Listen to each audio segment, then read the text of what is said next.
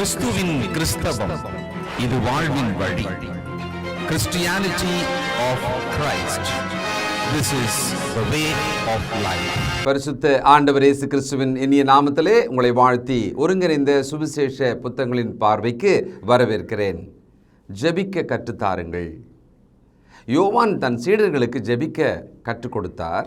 யோவான் ஸ்நானகன் அப்படியே எங்களுக்கும் ஜெபிக்க கற்றுத்தாங்க அப்படின்னு கேட்குறாங்க. இந்த ஒரு கேள்வி எப்படி இவங்களுக்குள்ளே பிறந்திருக்கும்?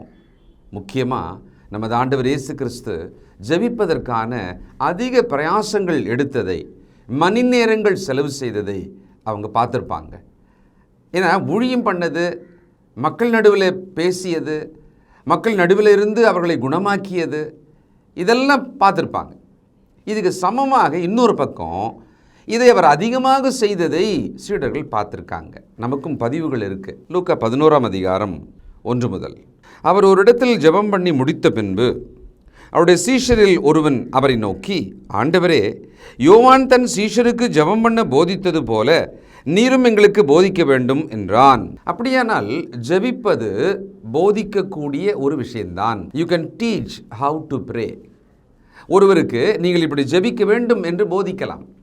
பழைய காலங்களில், குறிப்பாக அந்த பழைய ஏற்பாட்டு காலம், அதுக்கப்புறமா ஒரு 400 ஆண்டு காலம், ஜபாலயங்கள் தோன்றிய காலம், இதிலெல்லாம் என்ன ஆனாங்கன்னா, அந்த ஆசாரியர்கள், வேதபாரகர் மற்றும் ரபிமார்கள், போதகர் இருக்காங்க இல்லையா, அவங்கெல்லாம் சில ஜெபங்களை அப்படியே மனப்பாடமாக பதிவு பண்ணிவிட்டு ரிப்பீட்டடாக, இப்போ சங்கீதம் 91 வரிசையாக சொன்னால் எப்படி இருக்கும்?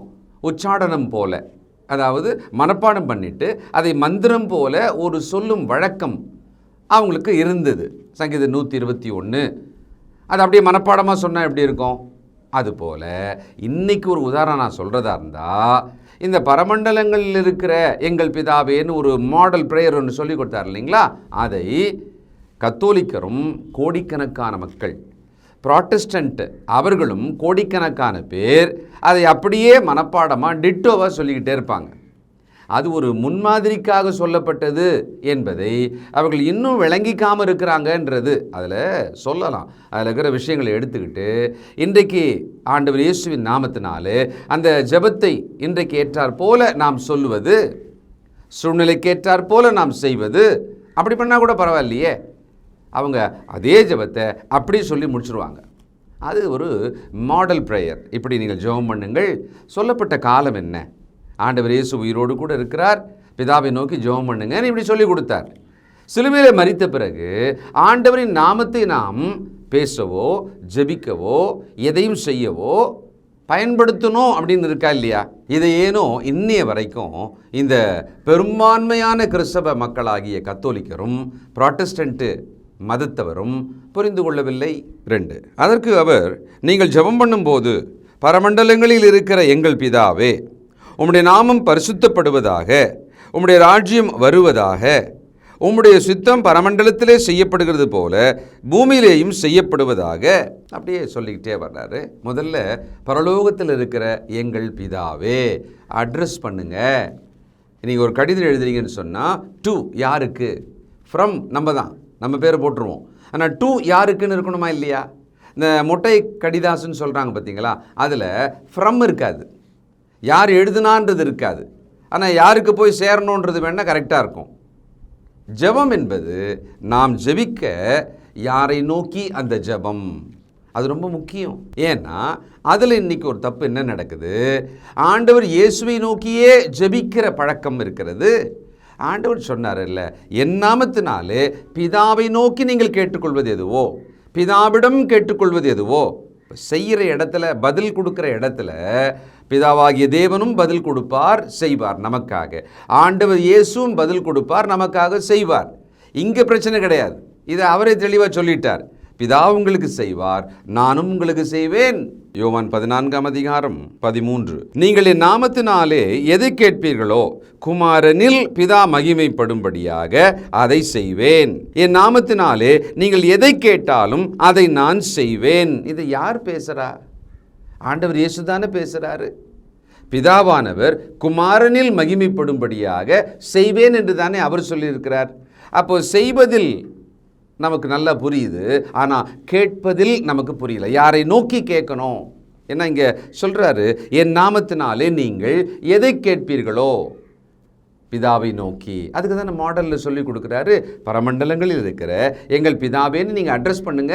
ஆண்டவர் இயேசு கிறிஸ்து வலது பார்சத்தில் வீற்றிருக்கிறார், நமக்காக பரிந்து பேசுகிறார், நமக்கான ஒரு பிரதான ஆசாரியராக நம் ஜெபதூபங்களை பிதாவிடம் கொண்டு செல்லுகிறார். இப்படித்தானே பார்க்குறோம்.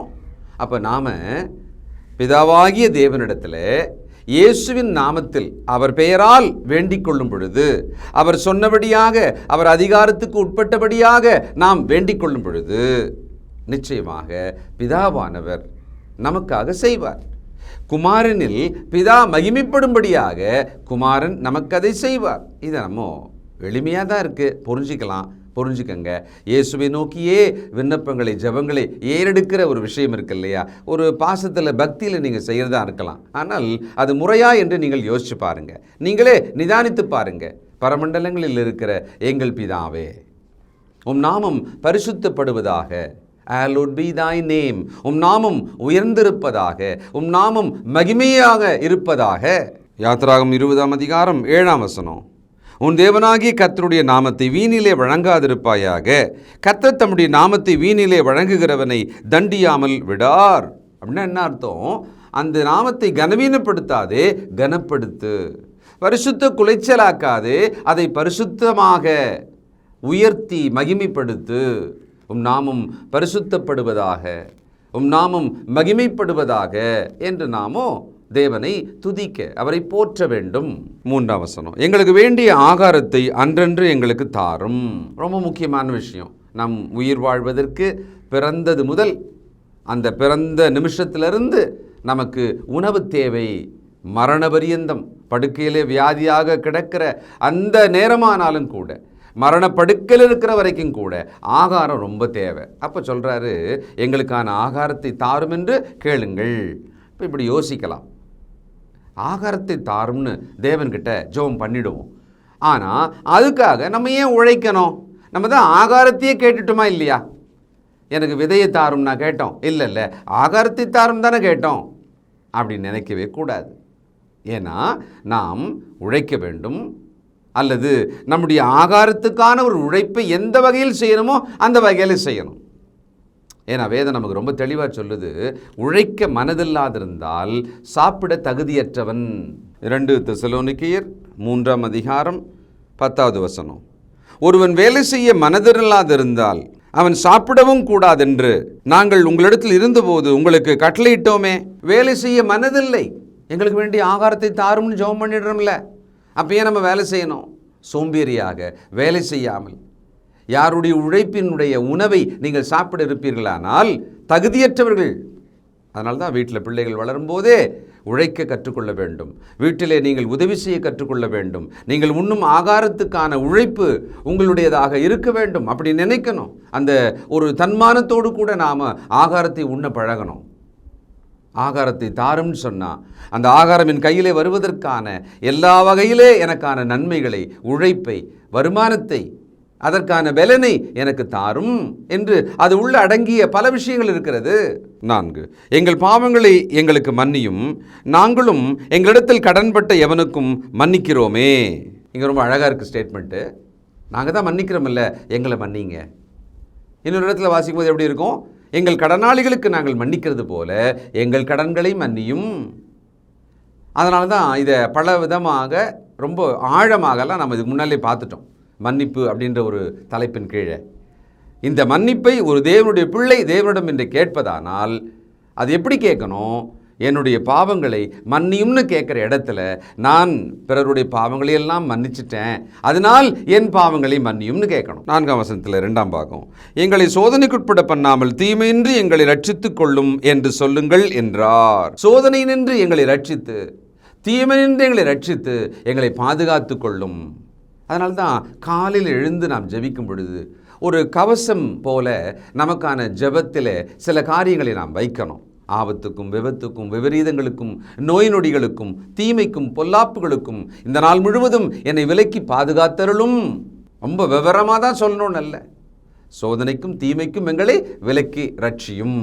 அவ்வளோதான். அப்படி நாம் சோதனைக்கு உட்படும் பொழுது தேவன் நம்மை பொல்லாங்கினாலே சோதிக்க மாட்டார். கெட்டு போட்டோம், அடிபடட்டும், நாசமாகட்டும் அப்படின்னு அவர் நம்மளை சோதிக்க மாட்டார். ஒருவேளை நாம் சோதனைக்குள்ளே போகும் பொழுது அது நம்முடைய விசுவாச சோதனையாக தான் இருக்கும். அந்த சோதனை ஒருவேளை நாம் விழுந்தாலும் கூட, அதுக்குள் சிக்கினாலும் கூட, அதிலே தப்பும் வழியை தேவன் வைத்திருப்பாராம். 1 கொரிந்தியர் 10:13 மனுஷருக்கு நேரிடுகிற சோதனையே அல்லாமல் வேறே சோதனை உங்களுக்கு நேரிடவில்லை. தேவன் உண்மை உள்ளவராயிருக்கிறார். உங்கள் திராணிக்கு மேலாக நீங்கள் சோதிக்கப்படுகிறதற்கு அவர் இடங்கொடாமல் சோதனையை தாங்கத்தக்கதாக சோதனையோடு கூட அதற்கு தப்பிக்கொள்ளும்படியான போக்கையும் உண்டாக்குவார். மனுஷருக்கு சோதனைகள் உண்டு, முதல்ல ஞாபகம் வச்சுக்கணும். எங்களை சோதனைக்கு உட்பட பண்ணாதீங்க, தீமைகளை ரட்சிங்க அப்படின்னு நாம் ஜெபம் பண்ணிடுறதுனால ஒரு சோதனை கூட நம்ம வரவே வராது. அப்படி அல்ல. நாம் ஜெபிக்கணும். சோதனைகள் உண்டு. ஏன்னா இதுதான் உலக வாழ்க்கையோட நீதி. அதுக்குள்ள சோதனைகள்லாம் இருக்கும் கண்டிப்பாக. ஆண்டவர் இயேசு பல விதங்களில் நம்மை போல சோதிக்கப்பட்டார். அவர் ஜெபம் பண்ணாமல் இருந்தாரா என்ன? அவர் ஜெபம் பண்ணார் தான். அப்போ என்னன்னா சோதனைகள் வரும் தான். அதில் தேவனுடைய பிள்ளைகளுக்கு தப்பும் வழியையும் வைத்திருப்பாராம். அந்த சோதனையின்றி நம்மை ரட்சிப்பாராம். அந்த சோதனைக்குள்ளிருந்து நாம் வேண்டிக் கொள்ளும் பொழுது அங்கே தேவன் மகிமைப்படும்படியாக நம்மை அங்கிருந்து காப்பாற்றுவார். சிங்க கபிக்குள் விழாமல், அந்த சோதனைக்குள் விழாமல் தானியேலை தடுக்கலை. ஆனால் அந்த சிங்க கபிக்குள் விழுந்த பிறகு சிங்கங்களின் வாயை கட்டினார். அந்த ராஜாவின் வாயினாலே தேவன் மகிமைப்படும்படியாக தானியேல் உயரும்படியாக செய்தார். யோசேப்புக்கு சோதனை வந்தது. அப்பாவி குற்றம் செய்யவில்லை, 2 ஆண்டு சிறையில் அடைக்கப்பட்டார். ஏன் அந்த இடத்துல அந்த சோதனைக்குள்ளவே போகாத மாதிரி தடுத்தாரான்னா இல்லை, சோதனைக்குள் போனார். தேவனுக்கு பிரியமாக தன்னை காத்து கொண்ட அந்த மனிதனை பிறகு ஒரு தண்டனை தற்காலிகமாக இருந்தாலும் கூட உயர்த்தினார். நினைக்க முடியாத உயரத்துக்கு அவரை உயர்த்தினார். அப்போ சோதனை என்பது நம்மை வீழ்த்துவதற்காக அப்படின்னு நம்ம நினைக்கவே கூடாது. நம்மை உயர்த்துவதற்காக வருகிறது. கஷ்டமாக இருக்கும், நிச்சயமாக அது வலிக்கும், அவமானம் வேதனையெல்லாம் கூட அதில் வரும் தான். ஆனால் தேவன் அதற்குள்ளே தப்பும் வழி வைத்திருக்கிறார். நம்மை அவரே ரட்சிப்பார். பிறகு நம்மை அங்கிருந்து உயர்த்துவார். இது ஞாபகம் வச்சுக்கணும். ஜெபிக்கணுன்றது முக்கியம். ஜெபிக்கணும். நாம் ஜெபம் செய்யாவிட்டால் நிச்சயமாக நம்முடைய வாழ்க்கையானது மிக மோசமான ஒரு நிலைமைக்கு போயிடும். அது இன்றைக்கி கிறிஸ்தவ மக்கள் ஜெபிக்கிற விஷயத்தில் ரொம்ப ஒரு அக்கறையற்று இருப்பதை நாம் பார்க்குறோம். தேவன் தம் வார்த்தையின் மூலம் நம்மோட பேசுகிறார். அவர் என்ன ஆவலாக எதிர்பார்க்குறாருன்னா, பர்மனெண்ட்டாக ஒரு புக்கு உங்கள் கையில் கொடுத்துட்டேன், நான் என்னெல்லாம் பேசணுமோ அதெல்லாம் பேசி நீங்கள் அதை படித்தாலே புரிஞ்சிக்கலாம். ஆனால் நீங்கள் என்னோடு கூட பேசணும் இல்லையா? அவர் செவி பூமியின் பக்கமாய் சாய்ந்திருக்கிறதாம். பேசுறதுக்கு ஒருத்தர் வராரு, நம்ம கிட்ட போயிட்டு அப்படி நிற்கிறோம், ஆனால் அவர் பேசவே இல்லைன்னா எப்படி இருக்கும்? மூஞ்ச பார்ப்போம் நம்ம மறுபடியும். என்ன சொல்லுங்கள் இல்லை ஒன்றும் இல்லை அப்படின்னா ஒன்றும் இல்லைன்னே 100 முறை சொன்னால் எப்படி இருக்கும்?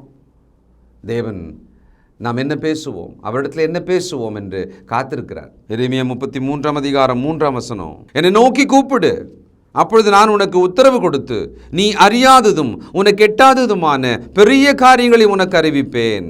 என்னை நோக்கி கூப்பிடு சொல்றார்ல, என்னை நோக்கி கூப்பிடு.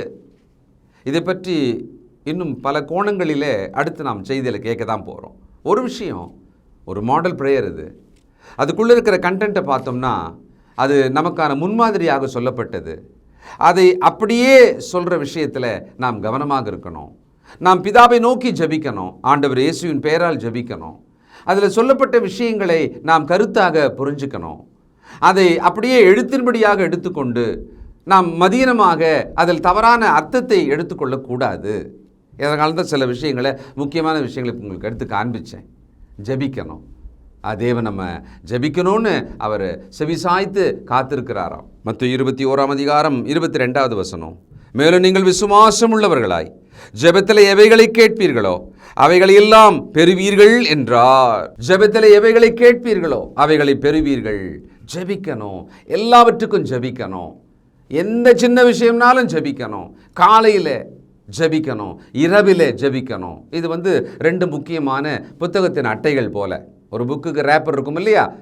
முதல்ல ஒரு அட்டை இருக்கும், பின்னால் ஒரு இருக்கும், நடுவில் பக்கங்கள் இருக்கும் இல்லையா? அந்த பக்கங்கள் சும்மாவாக இருக்கும், சரி காலியாக இருந்தால் எழுதணுமா இல்லையா? அதுபோல் காலையில் எழுந்து ஜெபித்த பிறகு இரவு ஜெபித்து படுக்கை செல்வதற்கு முன்னால் இடைப்பட்ட நேரத்தில் தொடர்ந்து உரையாடி கொண்டே இருக்க வேண்டும் தேவனிடத்தில். அது துதித்து கொண்டிருக்கலாம், பேசி கொண்டிருக்கலாம், தெரிவித்து கொண்டிருக்கலாம். அப்படி தான் நம்முடைய ஜெபம். Always connected to God. தேவனோடு கூட நாம் தொடர்பிலே இருக்கணும்.